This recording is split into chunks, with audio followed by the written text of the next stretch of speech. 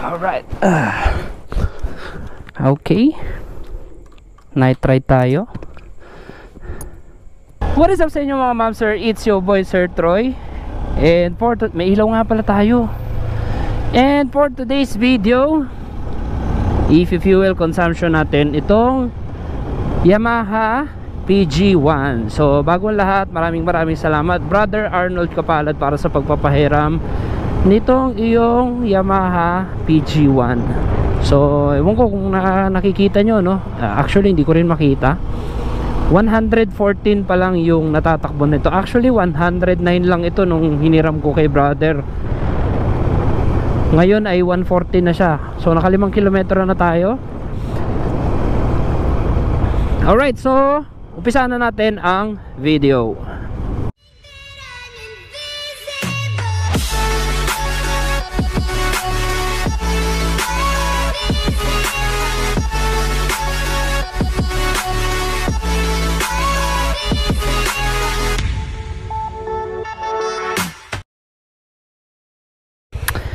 Okay, so first things first, dapat magpapagasolina tayo dito sa Arco ng Llanera. Unfortunately, sarado yung gasolinahan and meron na lang tayong, I think mga kalahating litro na lang ito. So chances na meron pang gasolinahan dito sa madadaanan natin are very slim. So tingnan natin kung may tatagpos tayo nito kahit hanggang Rizal. So headlight,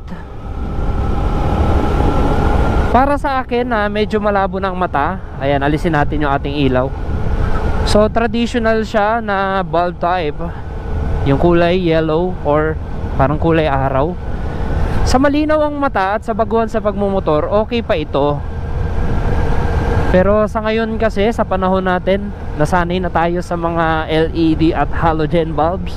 Pero if ever na gusto nyo palitan yung headlight ng inyong PG1, I suggest mag LED na lang kayo, no? Less consumption and mas mahaba ang buhay or yung lifespan ng LED compare sa halogen. Halogen is same sa bulb type, na meron lang siyang balot na kulay blue para magmukhang white or blue yung ilaw. Pero mas prefer ko pa rin ang LED ngayon, syempre para modern din.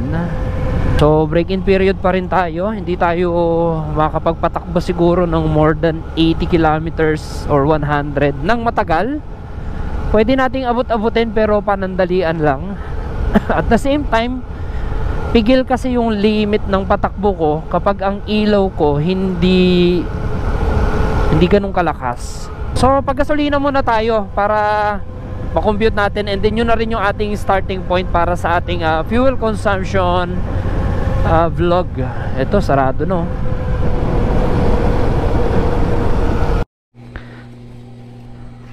Bali 220. Ito 220. Ayan, ilan yung nakarga natin? Ilang litro yun? 3.49. Yan, so hindi naman mahalaga yung kung ilan yung nakarga natin ngayon. Ang mahalaga is full tank na siya. Mamaya tayo magkukwenta kapag hanggang ano oras kayo open? Hanggang 10 po. Ayun lang, wala na tayong gasolinahan mamaya. Dito rin sana ako magpapagasolina mamaya eh. Castañeda, Bundok Bakery. Doon na sa bayan, no? Sa bayan ba nagsasara rin sila? Kahit dun sa may simbahan? Okay. Eh sige. Oo, susubukan lang to kasi soli na bukas eh. No? Sige, thank you. Nag-start tayo sa 135 kilometers and then 137.2 na siya ngayon. Basta yun yung tatandaan natin, 135 kilometers siya nag-start. You know, shoutout Yamaha. Alright, dito na mi. Where you at, kuya? Bagal na motor ko. Hello. Oh, yung pasalubong ko di ko na dala. Let's go, una ka. Wala kasi ilaw mo eh. Yan, Kuya Lawrence with Ate Jessica.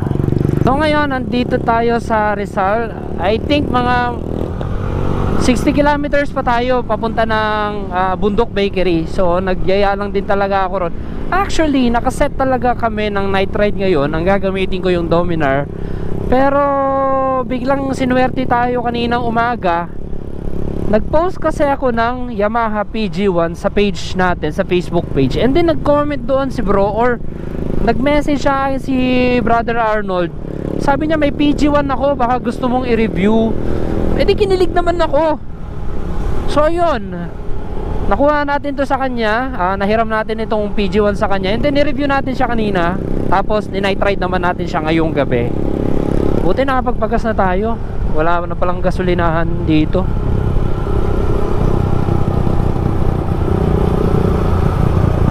Pagdating naman sa ating cooling system, or although air-cooled lang siya at 115cc, I think kayang-kaya ang air-cooled ito. Naka-open naman yung ating engine. Sa init wala kang mararamdaman kasi nasa pinakailalim, nasa halos kapantay ng paa yung makina. So as a single cylinder, vibrations niya hindi naman ganun kalakas, smooth pa rin. So napili ko lang magpunta ng Bundok Bakery dahil sa dalas natin magpunta sa Bundok Bakery, malapit na lang talaga siya sa akin dito sa Talavera.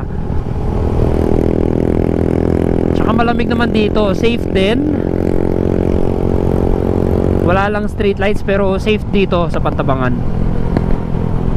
So additional sa engine specifications niya, itong si 114cc na PG1 ay nagpo-produce ng 9 horsepower and 10 Newton meter torque.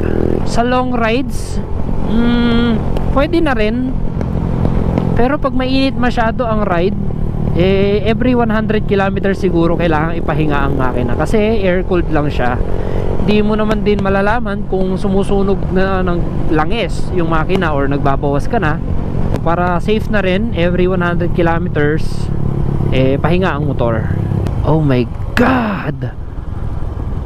What the heck? Taob yung truck.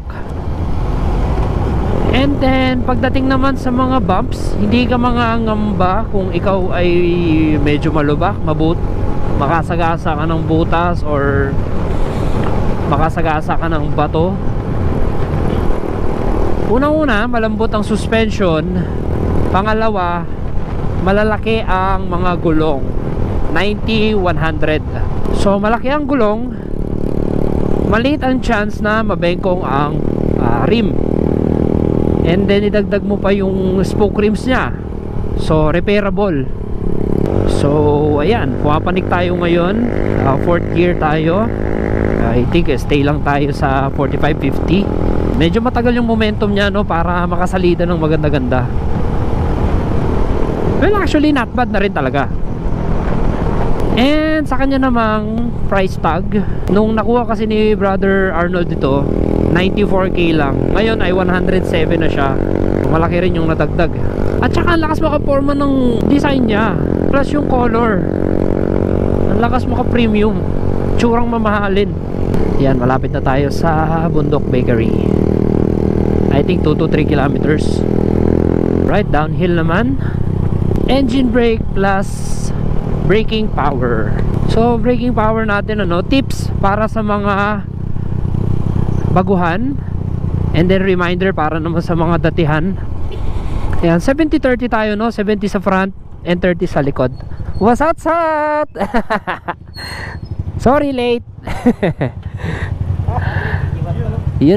Yes sir. Motoshe. This is Brother Mario, tama ba? Yes sir. Nice meeting you. Yan, so nandito na tayo ngayon sa Bundok Bakery. Maganda kasi dito, ayan, kainan sa Bundok Bakery. And kapatid din yung may-ari nito. So maganda kasi dito, 24 hours ito. May sisig pa sila. Tanong muna natin.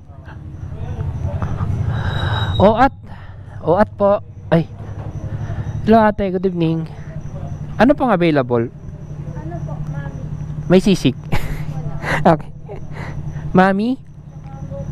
Chago to? Okay, sige. Wait lang ate ah. So ito yung mga kasama natin ngayon. Meron tayong Honda Click V3, Sniper 155. Ayan oh, Yamaha Pogi oh. Grabe. It's orange yung mugs. V2 Sniper or V1. And then Dominar 400 UG. Kamukha ni ating Domo. So nagkape at nagmami lang tayo dito, no? Time check, ano na, 11 PM na. Yan. So thank you sa mga nakasama natin ngayon. Di ba ito yung papasok sa ano? You know, Tenga. what's out. You know, yan, thank you sa mga nakasama natin ngayon. Yamamoto Share 69. 29. Moto Don. Pakilala. Yes Sir Vlogs. Yes Sir Vlogs. Moto Mario. Ano yung sayo? Mr. Kalikot. Mr. Kalikot. Chief Mechanic. Dapat yung ano. Ito si Mrs. Kinalikot. Alright, so tapos na tayo dito sa Bundok Bakery. Thank you. Motoshe, thank you. Brother, thank you. Sir, next time uli ah. Thank you. Ride safe. Bro. Alright. Ayan, so full tank pa rin tayo, no? Thank you. Ingat din. And syempre maraming salamat sa Bundok Bakery para sa napakasarap na mami at kape. And then ngayon, babalik na tayo ng Rizal. Titignan natin kung maabutan nating bukas yung gasolinahan, pero sabi nila hanggang 10 lang sila. So maghahanap na lang tayo ng available na gasolinahan around Rizal. And then kukumputin na natin yung fuel consumption natin. Lamig! Time check around 12:30 I think. Uy, medyo foggy na po. Wala pa naman tayong baong jacket. Ang baon lang natin ay kapote. And syempre maraming salamat dito sa dalawang mag-asawa na to na sumama sa atin, si Kuya Lawrence and si Ate Jessica. Hindi kasi tayo nakapagsabi ng maaga sa Bundok Bakery kaya wala tayong sisig na aabutan. Pero kung sakali, pagluluto nila tayo. Yun, so kita-kita na lang tayo ulit sa Rizal.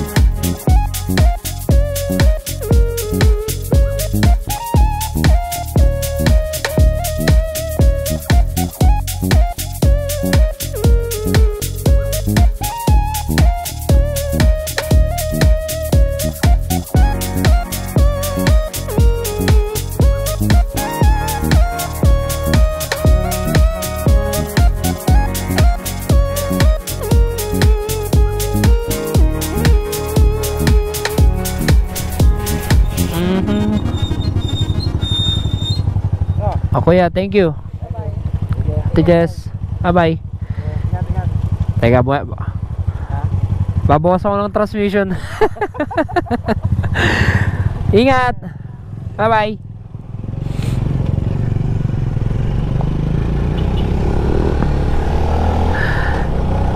Ayan, thank you sa dalawa nating nakasama, no?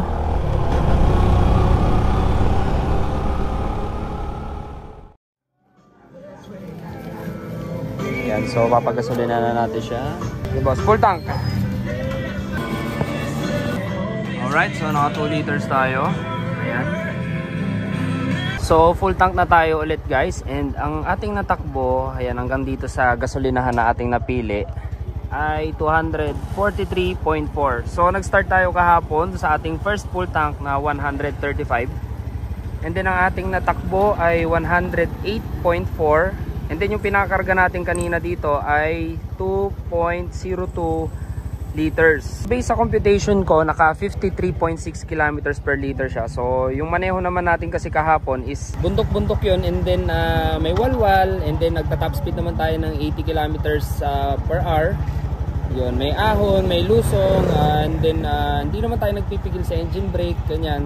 So, kung paano lang tayo magmaneho kahapon. So, yan ang ating fuel consumption vlog para dito sa Yamaha PG1. So, 53.6 kilometers, 108 kilometers yung ating natakbo. Not bad na rin, matipid na rin yun. At the same time, mabigat din naman tayo. Nasa 80 kilograms na rin tayo, plus yung mga accessories pa nito. So, yan guys, ang ating fuel consumption vlog para dito kay Yamaha PG1. So, kung nagustuhan nyo yung vlog natin, please like, comment, share, and subscribe. And hit the bell notification para updated kayo pag may bago tayong video. So, ride safe and see you on my next one.